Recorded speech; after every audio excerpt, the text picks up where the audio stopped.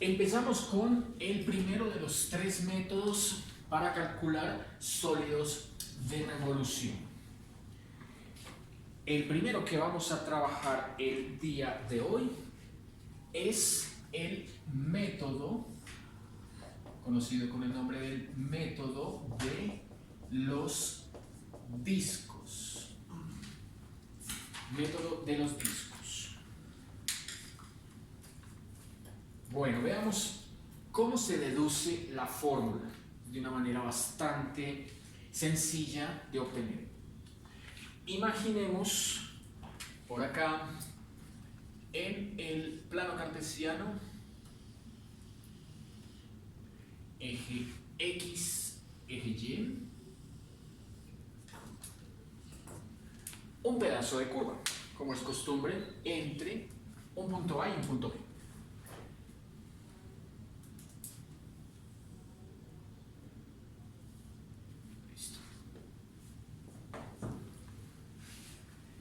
La intención de estudiar un sólido, construir un sólido mediante una integral, ¿cierto? Para obtener su volumen, ¿cierto? Geométricamente lo que está haciendo es suponer que usted puede recortar ese pedazo de curva y girarlo.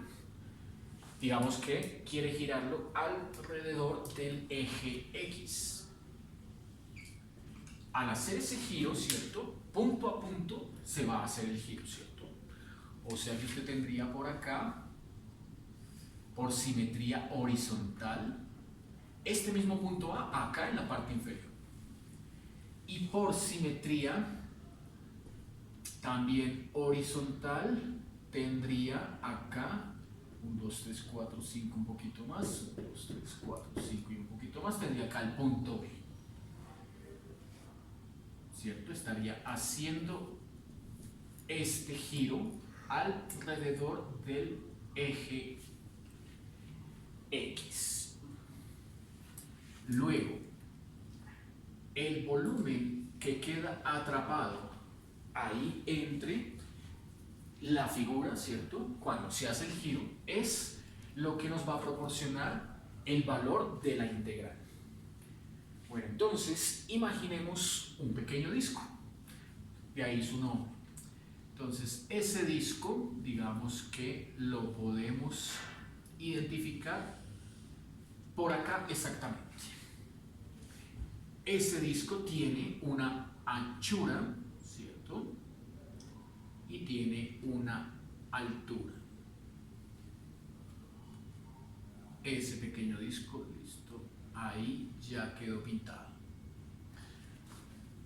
Bueno, este disco, como vemos, desde el punto medio hasta la parte superior, daría la medida del radio, ¿cierto? Entonces, mandémoslo por acá y diremos que ese es el radio. Esta pequeña distancia que he colocado como la altura del disco, ¿cierto? Altura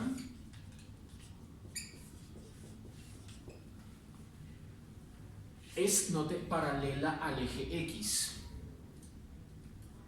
Entonces, en términos de lo que ya hemos estudiado antes, esta curva, desde A hasta B, viene escrita por una función f de x. Tendríamos que localizar el valor de x. Entonces, diga usted que justamente el valor de x cae acá, en el centro del disco. O sea que si la altura va a lo largo del eje x, vamos a decir que esa altura es igual al diferencial de x. ¿Listo? Y empezaría uno a plantear, pues, bueno, me falta el radio. Diríamos entonces que lo que hace falta aquí es el radio. Fíjense que va desde el eje X hasta donde termina la curva, ¿cierto? O sea que el radio es precisamente la imagen de este dato X, f de X. ¿Listo? Entonces, ¿cuál es el volumen de un cilindro? Es más, podemos darle vuelta, ¿cierto? Para pintarlo aquí de otra manera. Vamos a pintar entonces este pequeño disco que acabé de plantear ahí. Lo voy a pintar en la forma tradicional. O sea, así. Listo.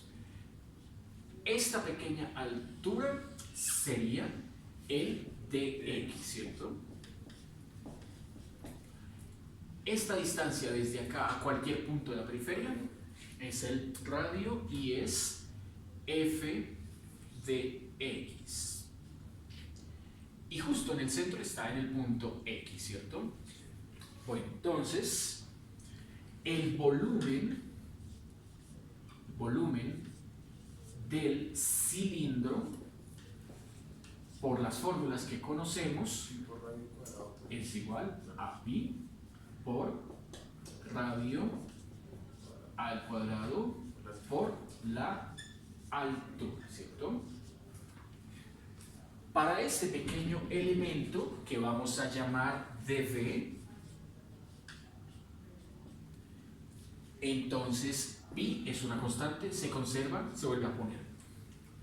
Por el radio al cuadrado es la función f, toca elevarla a la 2. Y la altura es dx, se pone aquí al final, ¿cierto? Ese sería el diferencial de volumen que llaman. Diferencial de volumen. Ahora, como estamos viendo que la figura tiene un comienzo y tiene un final, ¿cierto? Podríamos decir que el comienzo, como de costumbre, es el punto A sobre el eje X. Y el final, punto terminal B mayúscula, es, como de costumbre, el valor B minúscula.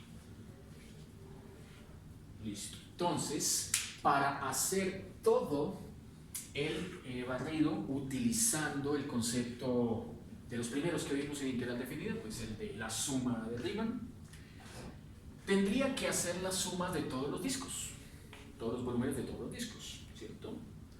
O sea, imagine que por acá hay otro disco diferencial, ¿cierto? Imagine que por acá hay otro disco diferencial.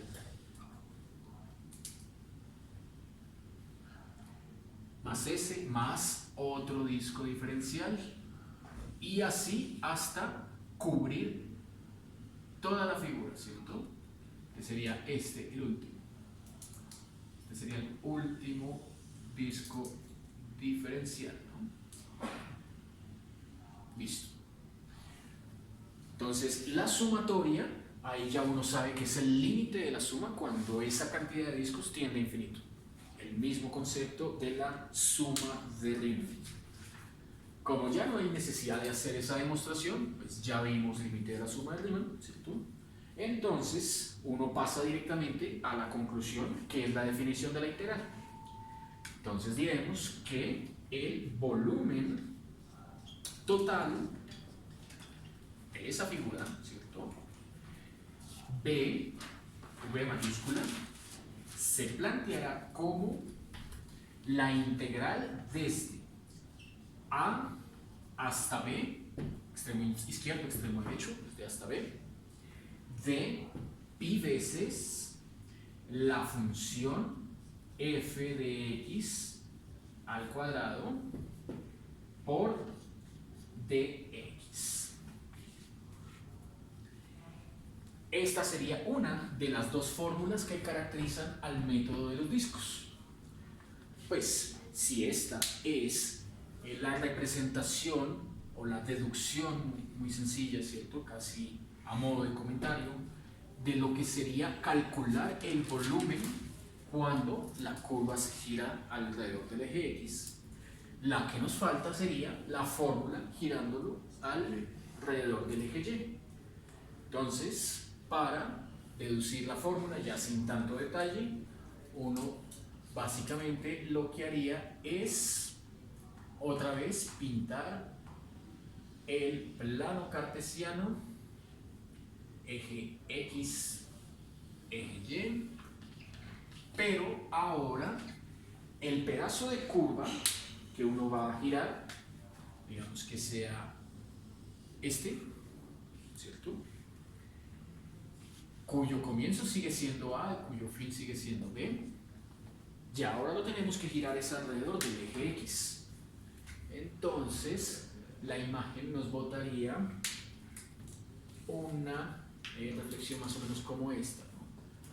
6, 7, 8. 6, 7, 8. Por acá, ¿cierto? Listo. Así, ¿no?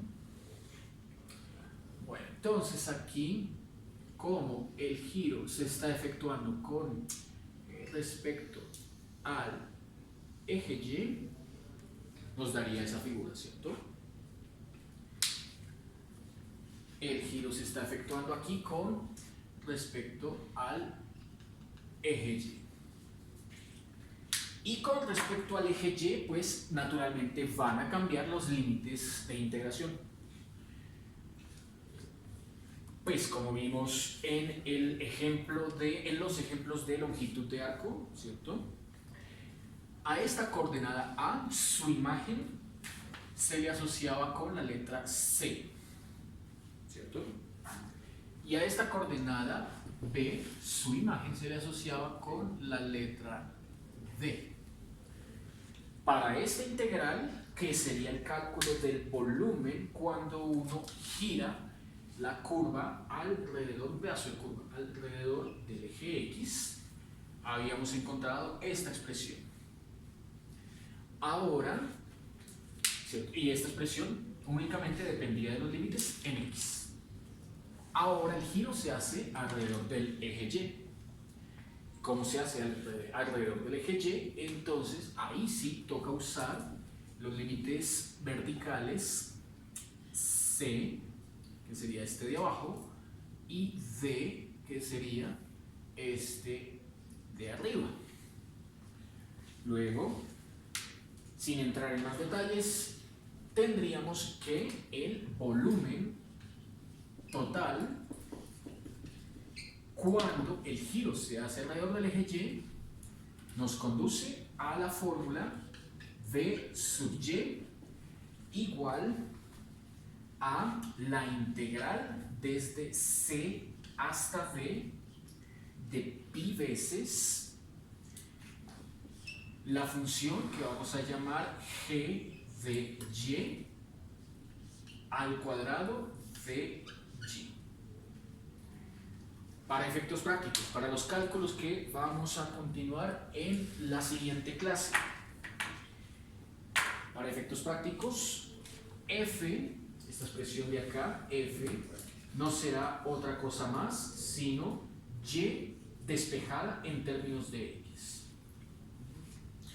Y para efectos prácticos, la próxima clase veremos que g de y no será otra cosa más que x despejada en términos de y. ¿Listo? Entonces, por hoy concluimos. Continuamos la próxima clase.